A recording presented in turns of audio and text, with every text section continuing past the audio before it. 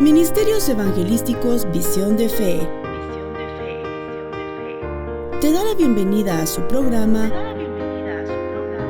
Consejo, Verdades Bíblicas, con el pastor licenciado Luis Alberto Palacios. Un programa de bendición para tu vida espiritual. Dios les bendiga, amados hermanos, y bienvenidos sean a Ministerios Visión de Fe. Gloria a Dios. Aleluya. Evangelio de Mateo, capítulo número 20, hermanos, por favor. Evangelio de Mateo, capítulo 20. Vamos a leer el versículo 28, por favor. Aleluya. Dice la palabra del Señor, voy a leer la versión Palabra de Dios para Todos. Quizá cambia un poco la traducción de la Reina Valera 60 porque es una paráfrasis, pero creo que nos explica de mejor manera lo que el versículo trata de decirnos. Dice textualmente, ustedes deben ser como el Hijo del Hombre. Yo no vine para que me sirvieran, he venido para servir y para dar mi vida para rescatar a mucha gente. Oiga, yo no vine para que me sirvieran, he venido, aclara el Señor, para servir y para dar mi vida para rescatar a mucha gente. Que el Señor nos bendiga a través de su palabra, hermanos amados. Continuamos con esa serie interesante de los beneficios que trajo esa manifestación en carne del verbo de Dios. Y a pesar de que en Miqueas 5:2 dice que las salidas del verbo han sido de eternidad, ¿verdad? Han sido desde la eternidad, quiero decir, desde tiempos inmemorables. El verbo ha incursionado la creación, a eso se le llama cristofanías, ¿verdad? Manifestaciones de Cristo en el Antiguo Testamento antes de que Él viniera y tomara forma o tomara corporeidad humana en la persona de Jesús. ¿Será que ha habido manifestaciones de otra manera? Sí. Por ejemplo, dice la palabra que la peña de Horeb, aquella roca que Moisés golpeó, le dieron instrucciones y le dijeron, háblale a la roca, pero Moisés la golpeó. Y dice textualmente que la roca era Cristo. ¿Ya leyó usted eso? Dice que la roca era, entonces era una cristofanía, una manifestación de Cristo en una corporeidad diferente. También aparece como capitán de los escuadrones de Israel, aparece como el ángel de Jehová en el Antiguo Testamento. Por eso Miqueas dice bien que sus salidas son desde la eternidad. Pero de repente el verbo vino, dice el apóstol Juan, y se hizo carne y habitó entre nosotros. Y vimos su gloria, dice el apóstol Juan. Esa venida es la que estamos estudiando y los diferentes beneficios que trajo, hermano, esa bendita manifestación. Y aquí el Señor Jesucristo se presenta a sí mismo como el mejor modelo de las virtudes recomendadas en el servicio. Porque ese es el tema de hoy. El Hijo del Hombre vino para servir y no para ser servido. Y el Señor es el modelo, le digo, de las dos virtudes recomendadas en el servicio, que son la humildad y la utilidad. Para servir hay que ser humilde y hay que ser útil, hermano. Hay que procurar que el Señor ponga esa gracia en nosotros para que podamos ser buenos siervos del Señor con humildad y con utilidad. Jamás hubo un ejemplo de humildad y deferencia como el de Cristo, que vino no a ser servido, sino que vino a servir. Él fue asistido como pobre, pero nunca fue servido como gran Señor. Mire qué humildad, siendo el Hijo de Dios, siendo el Verbo que había tomado corporeidad humana, explicado que tomó un cuerpo especial. Dice en Hebreos, Padre, aprópiame cuerpo. Otra versión, la del reverendo Schockel y Mateus, dice, Padre, aprópiame sangre. porque el cuerpo del Señor Jesús era semejante, pero no igual al nuestro, porque en Él no hubo pecado original. Fue un cuerpo diseñado específicamente para Él. Por eso es que yo creo, hermano, que el proceso de alumbramiento de Jesús se tuvo que ocultar. No hay testigos oculares, hermano, que refieran en los evangelios cómo ocurrió el nacimiento de Jesús. Porque si la concepción fue sobrenatural, que yo creo que así fue, el alumbramiento también tuvo que haber sido sobrenatural. ¿Sí? Porque él él no participó de sangre contaminada. Él no participó del pecado original. Por eso dice: Padre, diséñame un cuerpo específico, parafraseando. Dame un cuerpo especial. Y cuando le dan el cuerpo especial, él dice: entonces ahora yo voy a ir a la tierra y voy a ir a hacer tu voluntad, porque sé que sacrificio y ofrendas no te agradan. No quieres más, ya estás hastiado de sacrificios y de animales muertos. Lo que tú quieres es que se haga tu voluntad, que haya alguien que obedezca tus preceptos, y yo voy a hacer tu voluntad en la tierra. Mire qué lindo eso. Bueno, entonces el Señor tomó esa corporeidad y, curiosamente, siendo Dios, nunca fue servido como un Señor grande, eminente, sino que leemos en la Escritura, en el Evangelio de Juan, que lavó los pies a los discípulos, hermano. Mas, sin embargo, no leemos en ninguna parte de la Escritura que ellos le hubieran lavado los pies a él. ¿Se da cuenta de eso?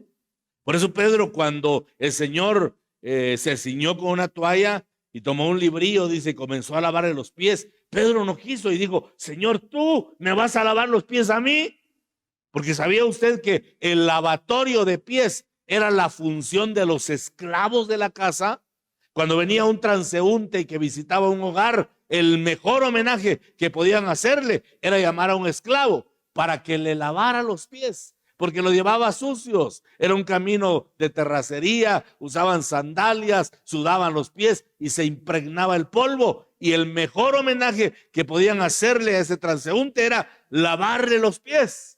O sea que el Señor tomó una función, hermano, de esclavo, porque cuando dice la palabra de Dios que tomó una toalla, habla, hermano, de la toalla que usaban específicamente los esclavos en la casa. Es una palabra específica que se utiliza en el griego para designar ese objeto. O sea que él, como bien dice Filipenses, se humilló hasta lo sumo, tomando forma humana. Y no le bastó con eso, sino que se humilló aún más, tomando forma, no de siervo, hermano. Ya le expliqué que por razones, por algunos prejuicios, ha de haber sido que la mayor parte de traductores tomaron la palabra doulos como siervo, y está mal interpretada, porque la palabra doulos en su acepción primaria significa esclavo. Pero acababa de pasar la esclavitud afroamericana. Yo creo que esos son elementos que de alguna manera presionaron a los traductores para no utilizar la expresión correcta. Pero lo que la Biblia dice es que el Señor tomó forma de esclavo. Y cuando usted lee en la Biblia que dice el Señor: el que quiera ser siervo mío, también está diciendo: el que quiera ser mi esclavo. Un esclavo no tiene derechos. Un esclavo solo tenía obligaciones, hermano. No tenía ni siquiera identidad. Era pertenencia de su amo. Y podía su amo hacer con él lo que le placiera. Y el Señor toma esa forma, y para enseñarnos el espíritu que traía el Señor de servicio, comienza a lavarle los pies a los discípulos. Por eso Pedro dijo: jamás me vas a lavar tú los pies a mí. Señor, yo no puedo verte como un esclavo. Y el Señor le dice: si no te lavo los pies, no tienes parte conmigo en el reino. Y dijo Pedro: entonces báñame, ¿verdad? La cabeza y todo. Mire qué interesante. ¿Qué trataría el Señor de enseñarnos? Porque ese es un aspecto que está funcionado. Ya le leí que dice la palabra: ustedes deben ser como el Hijo del Hombre. Yo no vine para que me sirvieran. He venido para servir y para dar mi vida para rescatar a mucha gente. O sea que el servicio que el Señor dio está de alguna manera unido al espíritu salvífico, hermano. Era un servicio para salvación. Vino a prestar ayuda a todos los necesitados, le dio remedio a los enfermos, respuesta a todas las interrogantes que tuviera la gente de aquel tiempo y las multitudes que le seguían. No le importó al Señor la fatiga, el cansancio, el sufrimiento que implica el servir a otros, hermano. Y lo hizo con espíritu muy presto y afable, como tiene que ser el espíritu del cristiano hoy en día. El Señor escuchó las peticiones, hermano, de los más necesitados y le respondió. Y curiosamente jamás pidió el Señor algo a cambio, algo para sí mismo. Solamente en 2 ocasiones pidió de beber. La primera, junto al pozo de Jacob, cuando le pidió a la mujer samaritana para saciar, no para satisfacer su sed física, sino para satisfacer la necesidad espiritual que tenía de que aquella mujer se convirtiera. La segunda vez que pidió el Señor de beber fue en la cruz, solo para probar unos sorbos de vinagre amargo y escupirlo, para demostrar, hermano, que el Hijo de Dios tiene que escupir la amargura, no tiene que aceptar la hiel en el alma, porque ¿sabía usted que la amargura es un anestésico, hermano? En aquel tiempo era un anestésico físico. Ahora la amargura puede ser un anestésico espiritual, porque cuando la gente siente odio, cuando la gente mira con desprecio a otra persona que le ha hecho daño, cuando comienza a proferir palabras tal vez necias y malas o maldiciones en contra de esa persona, se siente aliviada el alma. Cuando dice, ojalá que este desgraciado le pase lo peor, siente anestesia en el alma. Pero el Señor, cuando probó la hiel, la escupió para mostrarnos que como hijos tenemos que mantener puro el corazón y desechar la amargura, porque el Señor nos ha dado a probar lo más dulce que el ser humano puede experimentar, que es la unción del Espíritu Santo y este glorioso evangelio de poder que nos ha sido revelado. Aleluya. Démosle fuerte a las palmas al bendito Señor esta mañana. Entonces, en ambos casos, hermano, que son los únicos en los que miramos al Señor pidiendo algo, era la sed de almas que le consumía en el espíritu. Y esa sed tiene que despertarse también en el pueblo de Dios, para que podamos proclamar este evangelio, para que podamos ser instrumento de justicia en las manos de Dios y que podamos ser movidos a compasión y que se despierte una sed santa de ver almas convertidas a Cristo, porque de alguna manera la iglesia tiene que regresar a la gran comisión que el Señor delegó, que vayamos por todo el mundo y prediquemos este evangelión, estas buenas nuevas de salvación, hermano, que el Señor nos ha dado por pura gracia y misericordia. Pero no podemos estar callados. Este pregón santo se tiene que escuchar en todo lugar, porque hoy más que nunca el ser humano está necesitado de una palabra que le ministre paz, que le ministre consuelo y que le ministre gozo en el espíritu. A pesar de las malas noticias, ¿verdad? Porque creo que aquí mencioné eso, que los economistas prevén que viene un impacto económico fuerte, hermano, para los años siguientes. Y se va a empezar a sentir el efecto de las guerras en Europa y de los conflictos sociales que están azotando al mundo. Mucha gente está preocupada por su economía. Están preocupados, hermano, por lo que va a ocurrir en el ámbito puramente económico. Pero nosotros tenemos que confiar en las buenas nuevas que nos han dado, porque este evangelio no es pasivo, este evangelio no es estático. Perdone que lo diga de esta manera, con todo respeto, pero este evangelio no es consuelo de tontos, hermano. Este evangelio es poderoso, y este evangelio dice, joven fui y envejecido, y no he visto al justo desamparado, ni su simiente que mendigue pan. Para los hijos siempre habrá provisión de lo alto, siempre habrá sustento, porque el Señor lo ha prometido en su eterna y bendita palabra. Aleluya, bendito sea el Señor. Pero la gente tiene que saber, hermanos, la gente tiene que escuchar esas buenas noticias y meternos nosotros, hermano, a ese espíritu que el Señor tuvo. Quizá por eso dice Filipenses, haya pues en vosotros este mismo sentir que hubo también en Cristo. Yo siempre marco la diferencia, que no dice Filipenses 2, que imitemos. No dice imiten lo que Jesús hizo, no. Haya pues este mismo sentir, esta misma sustancia. ¿Qué sustancia? La del vaciamiento, la de la kenosis, es la palabra griega, del verbo kenos, que significa vaciarse voluntariamente. Que podamos vaciarnos, que podamos dejar zonas de confort y que comencemos, hermano, a tomar espíritu de esclavo para servir a los demás. ¿Cómo cuesta negarse a sí mismo, verdad? ¿Cómo cuesta anular el ego? ¿Cómo cuesta hacer un lado el alma para poder humillarse y tomar forma de esclavo? Por eso yo respeto mucho, aquí hay hermanos y hermanas que tienen ese carisma de atender a los necesitados. No es fácil, hermano, pasar 1 o 2 horas escuchando problemas. Esto a algunos le podrá parecer sencillo, pero no lo es, porque quedan toneladas de peso en los hombros cuando uno escucha la necesidad de una persona. Y la única ruta que encontramos, hermano, para poder descargarnos de esa opresión que dejan los problemas, es echar toda nuestra ansiedad a los pies del Señor, sabiendo que Él tiene cuidado de nosotros.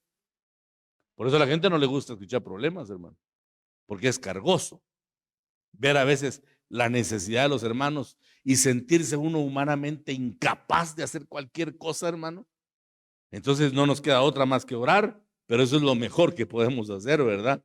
Porque hay poder. Dice, hermano, que la oración y la fe son elementos que mueven la diestra, la mano del Señor en favor nuestro, y comenzamos entonces a ver prodigios y maravillas y nos encontramos con el Dios bendito y maravilloso que suple toda necesidad conforme a sus depósitos inagotables en gloria, dice la palabra. Bendito sea el nombre del Señor. Pero le estaba diciendo que admiro a las personas que están prestas a servir, porque eso es tomar el espíritu que hubo en el Señor, hermano. Porque el propósito del hombre es el servicio. El servicio produce 2 cosas. O sea, cuando yo tomo espíritu de siervo, yo provoco 2 cosas, hermano. Número 1, la provisión. Y número 2, la bendición de Dios. Sin servicio no hay provisión y no hay bendición a plenitud. Porque tenemos un Dios tan bueno que hace llover sobre buenos y malos. O sea, de todas maneras, Él bendice. Pero la bendición a plenitud y la provisión a plenitud vienen sobre aquel o aquella que tienen espíritu de siervo. Espíritu de esclavo, ¿verdad? Si tomamos la palabra textualmente y literal. Uno que no tiene derechos, uno que está solamente puesto para obedecer y para hacer lo que su amo le está pidiendo. Pero hermanitos amados, de verdad, es una honra ser esclavo de Jesucristo. Es un honor ser esclavo del Rey de Reyes y Señor de Señores, ¿verdad? Alabado sea el nombre del Todopoderoso.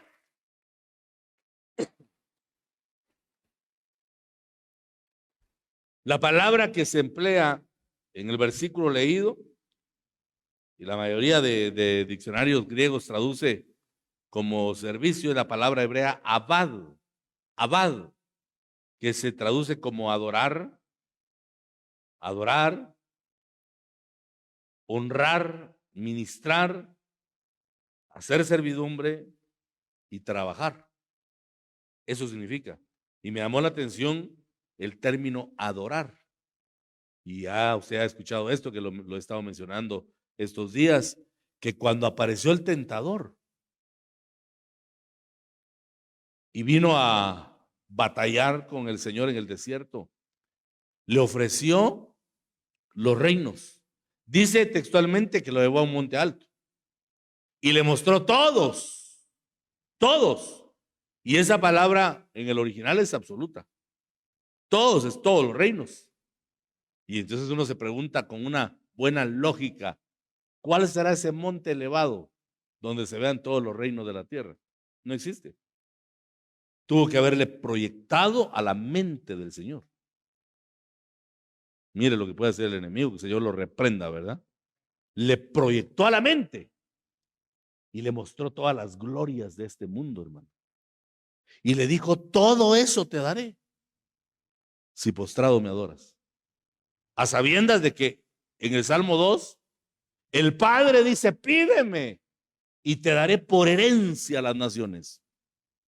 Y el enemigo le había dicho, el Padre te ofreció lo mismo, pero por vía de humillación, por vía crucis, por sufrimiento extremo y vergonzoso.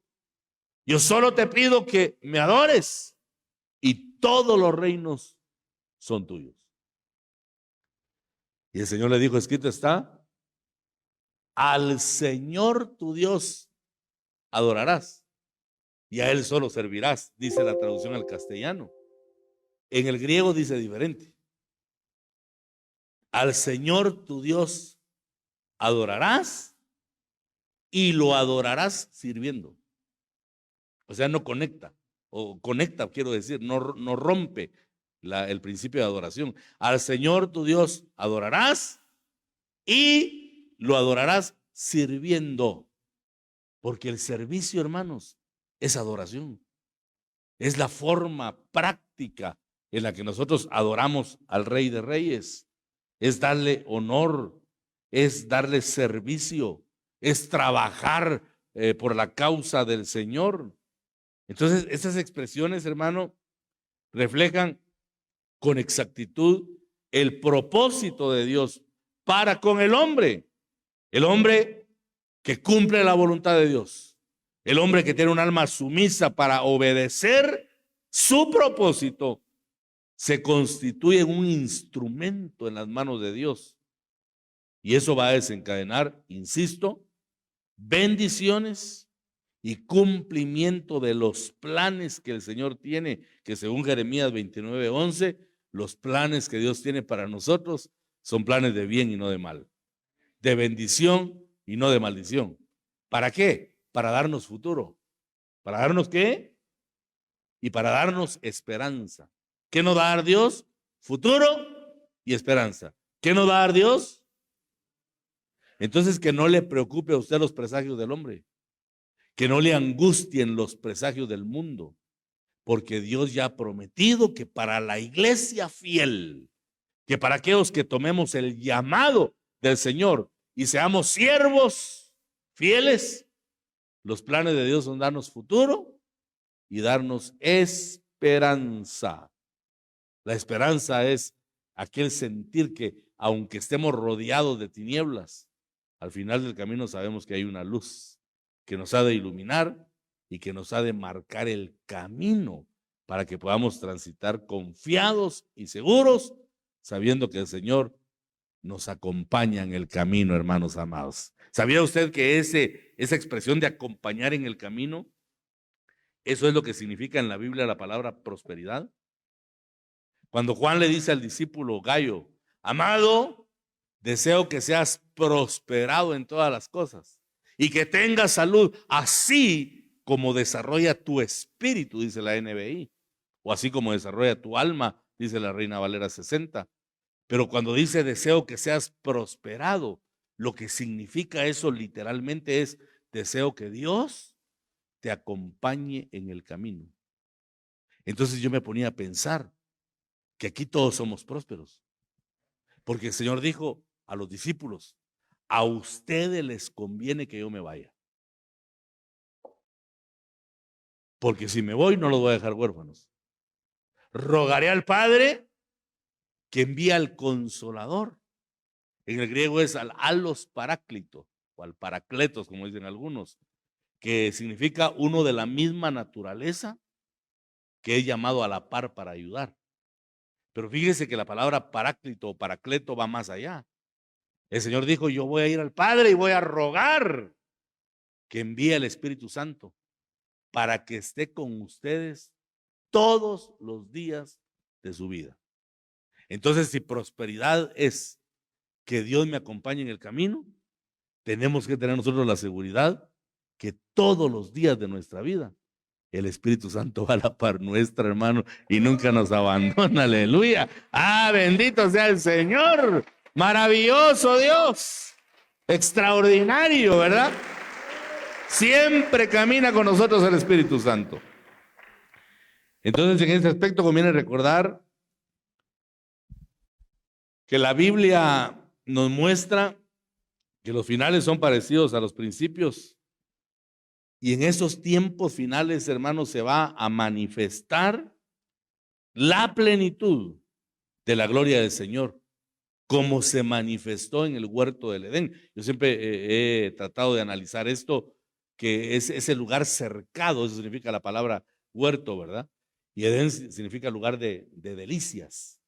Ahí puso Dios a la primera pareja, en un lugar especial de delicias, hermano, donde el Señor descendía al fresco de la mañana, porque lo que trajo plenitud a aquella primera pareja es que ellos estaban, hermano, en contacto con la gloria del Señor. La gloria de Dios no es una manifestación, la gloria de Dios no es un poder, no, la gloria de Dios es la esencia de lo que Él es. O sea que Dios descendía al huerto y estaba con ellos y hablaba cara a cara. Y la Biblia muestra que los finales y los principios tienen alguna relación y enseña la Escritura en 1 Corintios 15 que el postrer Adán fue enviado a este mundo y tomó cuerpo. Pero dice Mateo 20:28 que el Hijo del Hombre no vino para ser servido, sino para servir y para dar su vida en rescate por muchos. Hermano, ya se puso usted a pensar la analogía, si cabe la palabra, porque estoy hablando de algo muy sublime, hermano. Pero se ha puesto a pensar la analogía que tiene el hecho de que cuando servimos nosotros, de alguna manera estamos contribuyendo al reino y a que almas sean alcanzadas para Dios. ¿Había usted pensado en eso? Que su servicio redunda en salvación igual que lo hizo el Señor. Por supuesto, no al mismo nivel, porque Él dio su vida. Él ofrendó su vida y dejó una vía expedita y abierto un camino amplio y espacioso para que el que se arrepiente pueda tomar la vasta salvación que el Señor ha provisto. Entonces, el primer Adán fracasó, pero el postrer Adán está trayendo la plenitud. Está trayendo, hermano, como dice Hechos 3, los tiempos de refrigerio que el mundo necesita. Ya le expliqué que en el original eso significa los tiempos de respiro. Los tiempos de refrigerio se puede traducir los tiempos de respiro. Esa es una palabra que a mí me ministró mucho el corazón cuando estaba la pandemia en su mayor efervescencia, porque ese demonio de COVID lo que anulaba era la respiración. Dichosos ustedes que no lo experimentaron, hermano. Es terrible pasar por ese proceso y no poder sentir el oxígeno. Pero dice la palabra que el Señor trajo tiempos de respiro. Yo cuando estaba en el sanatorio, hermano, le decía, Señor, tú eres mi respirar. Tú eres mi respirar. Tú eres mi respirar. Se hizo rema, porque uno canta, ¿verdad? Eres mi respirar. Pero cuando uno no respira, eso sí cobra sentido, hermano. Y uno entiende lo que significa que el Señor trae tiempos de respiro, tiempos de refrigerio. El mundo está en estado agónico. El mundo está asfixiado por la corrupción, por la violencia, por la delincuencia y por toda esa opresión demoníaca que hay en el mundo, hermano. La noche está avanzada, las tinieblas han alcanzado gran parte del territorio, pero la Biblia dice que para el pueblo del Señor hay un tiempo de refrigerio, hay un tiempo de respiro, hay un tiempo de fortalecimiento que Él ha traído. Aleluya, hermanos. Démosle fuertes esas palmas al bendito Rey de Reyes.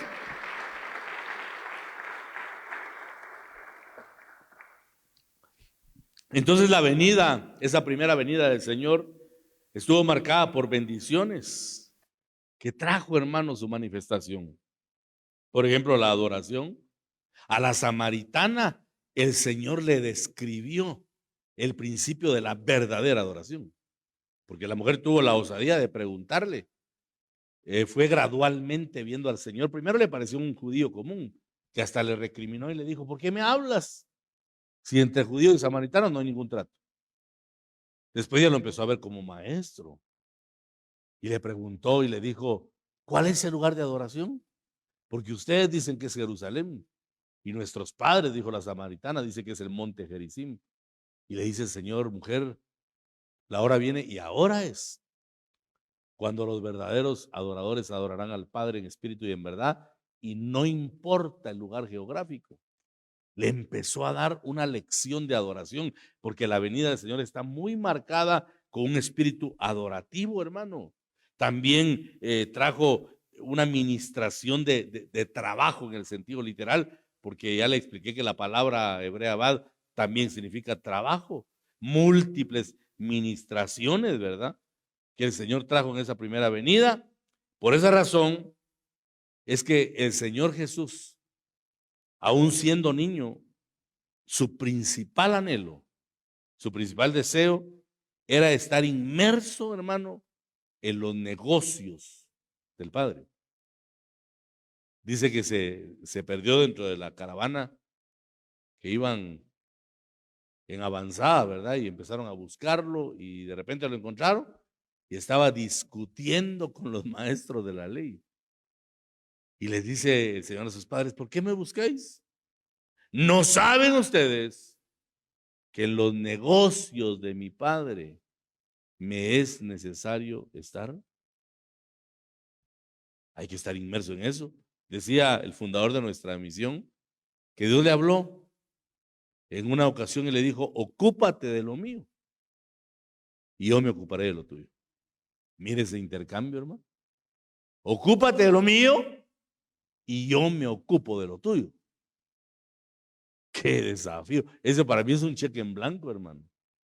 Que en la medida que nosotros le servimos a Dios, el Señor también nos remunera, porque dice la palabra que nuestro Dios es galardonador. ¿Cuántos creen eso?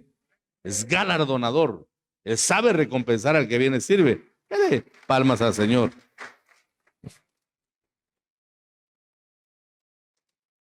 Entonces, tenemos que orar y suplicarle al Señor que venga revelación para que conozcamos el propósito de Dios, que es el servicio.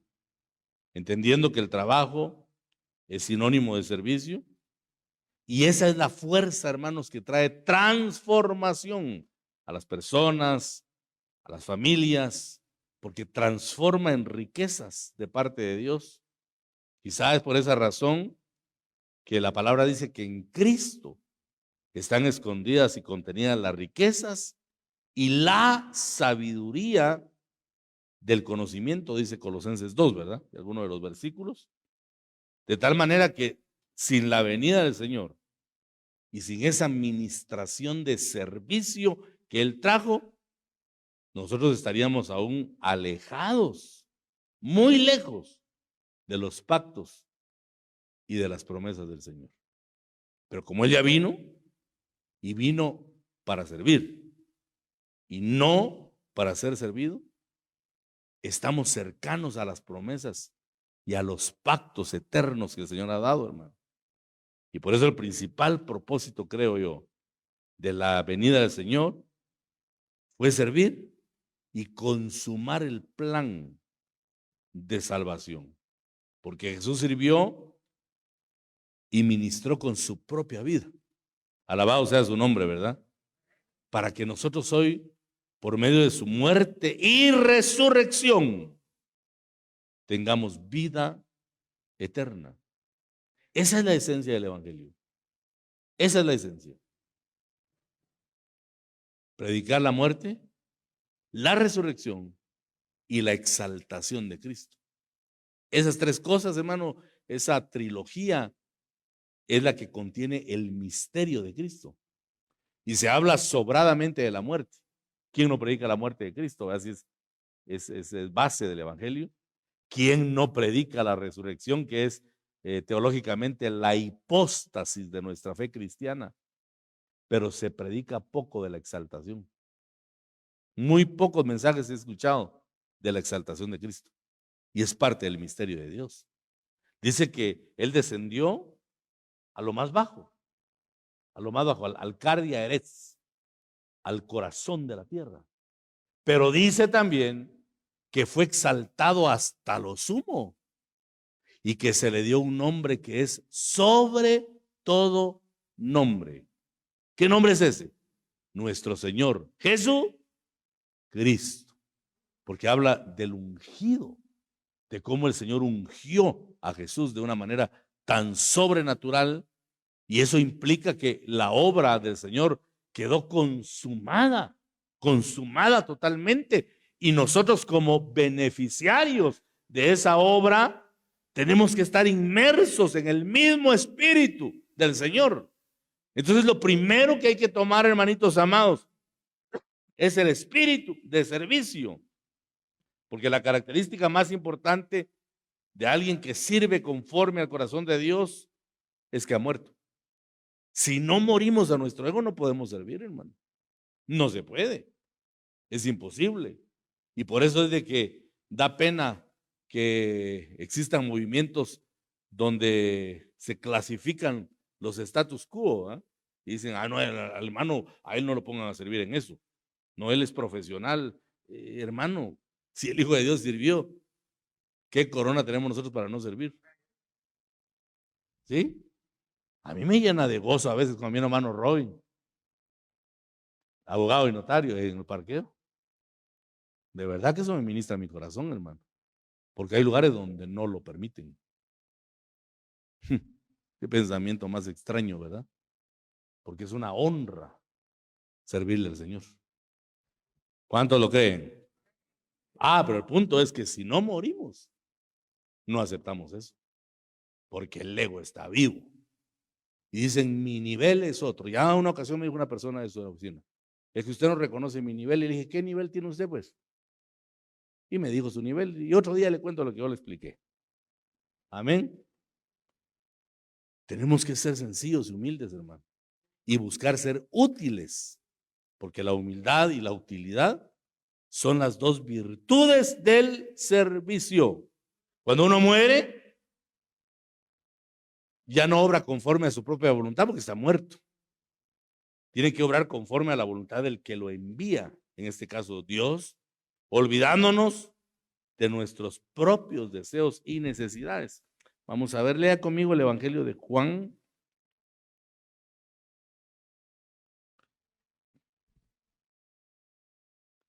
Juan 4:34. Siempre a continuación del diálogo ese con la samaritana, ¿verdad? Juan 4:34. Dice, Jesús les dijo, mi comida es hacer lo que Dios quiere, porque Él es quien me envió. Estaré satisfecho cuando termine el trabajo que me dio. La versión Reina Valera dice, mi comida es que haga la voluntad del que me envió y que acabe su obra. Mi comida. Eso habla de satisfacción, hermano. La comida es un satisfactor de una necesidad primaria que es el hambre. Entonces recordemos que el servicio de alguna manera provoca la provisión y la bendición. Jamás Dios va a enviar provisión si no hay servicio. Porque mire, pues, la palabra provisión es una palabra compuesta, ¿verdad? Provisión. Se puede traducir para la visión. ¿Sí? Provisión para la visión. Pero si no hay visión, ¿para qué va a mandar Dios? Dígame usted, ¿para qué? Pero cuando hay visión, entonces hay provisión. Y el servicio, hermano, está íntimamente ligado a la visión que nosotros debemos tomar en el Señor. Cuando servimos, Dios envía provisión. Cuando hay hombres sirviendo, hay beneficio. Lea conmigo Génesis 2:5, vamos hasta el principio de la escritura. Génesis capítulo 2 y versículo 5, voy a leer la versión Palabra de Dios para Todos, que me gusta esa paráfrasis. A ver, vamos a compararla de todas maneras con la Reina Valera. Gloria a Dios, aquí está. ¿Está conmigo ahí? Oiga pues, detenidamente lo que dice Génesis 2:5. Todavía no había crecido ninguna planta. No había crecido las plantas, ¿verdad? No había plantas. Ni arbusto en los campos. Porque el Señor Dios no había hecho llover sobre la tierra. Detengámonos ahí. Dice que no había ninguna planta ni arbusto porque la lluvia no había caído. ¿Qué es lo que produce la bendición entonces? Diga conmigo, la lluvia de Dios. ¿Qué provoca la bendición? Pero ¿por qué no venía la lluvia? Ahora sí complementemos. Repito, no había crecido ninguna planta ni arbusto en los campos porque el Señor Dios no había hecho llover sobre la tierra y no había ningún hombre que, ¿qué dice?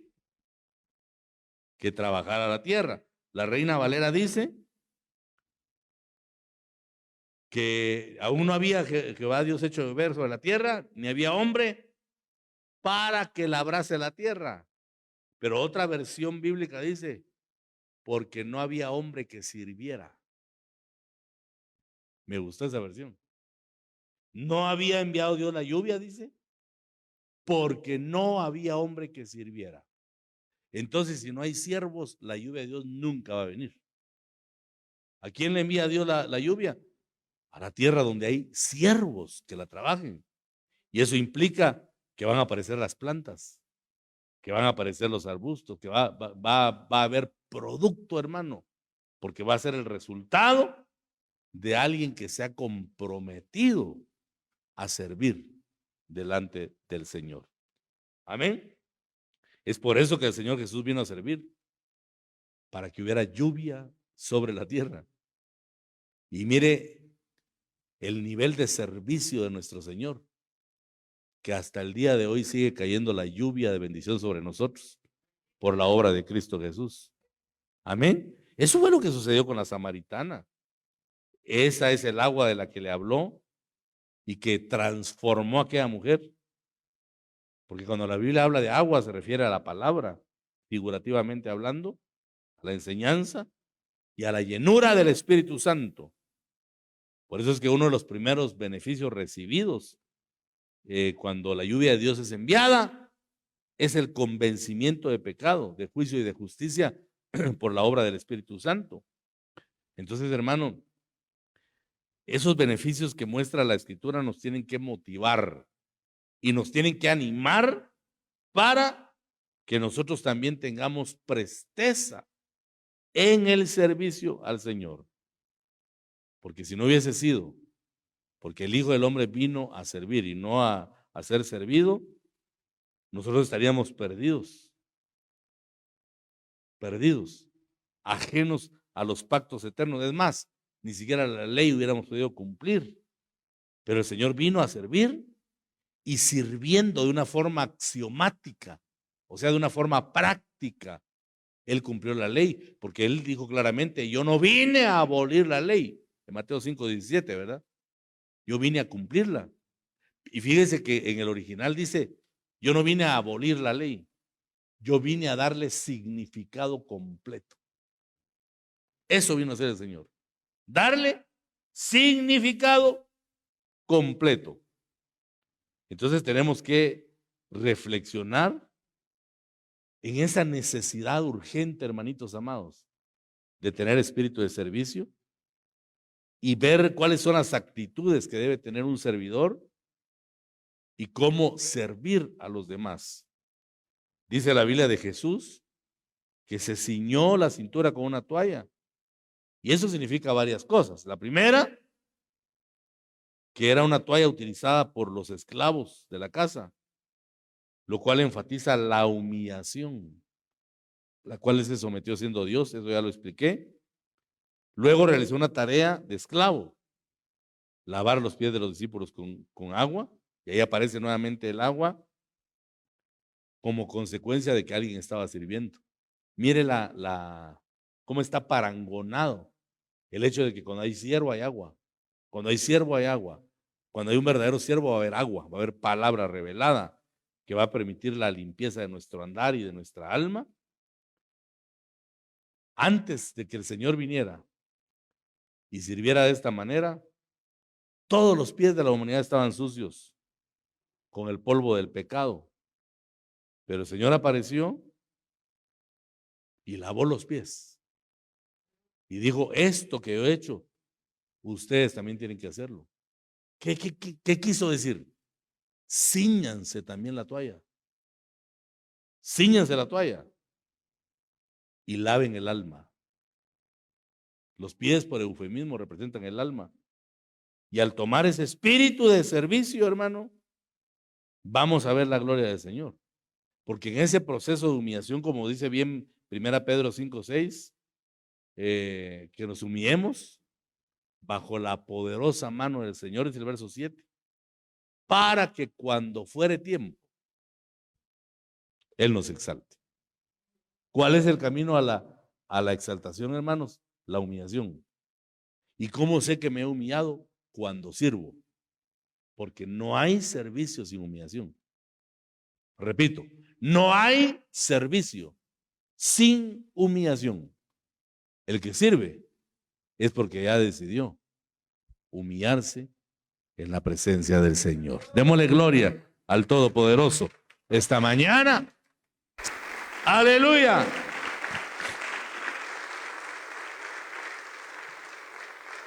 ¿Cuántos deseamos servirle al Rey de Reyes, Señor de Señores? Los propósitos de Dios son grandes, hermano. Y parte del propósito creo que es que le sirvamos a Dios. Y estamos prestos, porque no existe nada que deje mayor sabor de boca que servirle al Señor. No conozco a un siervo genuino que no haya sido recompensado por el Padre Celestial.